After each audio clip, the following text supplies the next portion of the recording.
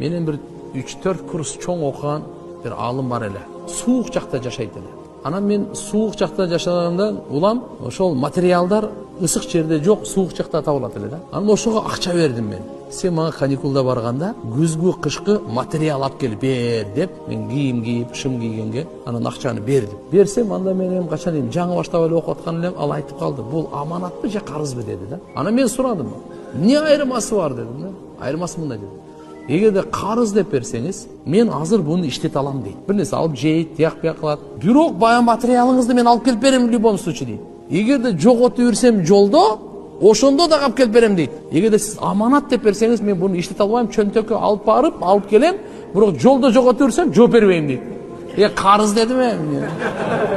Кой аманат деп берип алып анан дагы материалдан да жок калып анан. Кой дедим, мен карыз эле меники дедим, карыз эле. İşlete ver, мына жерден товар алып барып сатасыңбы, жейсиңби, ичесиңби, эмне кылсаң ошого мага ошо материал келсе болду.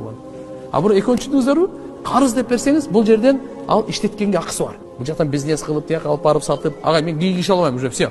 Мен канча акча бердим, ошого гана ал жооп берет да.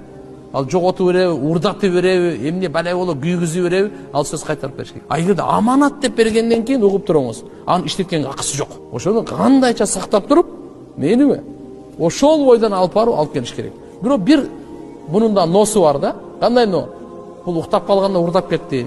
Ар кандай случайлар болуп калат жашоодо. Ошондой болуп жок болуп кетсе, жокса кийим, материал алып келаткан эле, алып келатканда урдап кетти. Жокса күйүп кетти, камера хранениеде, ар кандай болуп кетчү мүмкүн. Будан шала кылып кеткен жок бирок. Ошол учурда мен буну акчамды бер деп айтканга акым жок да.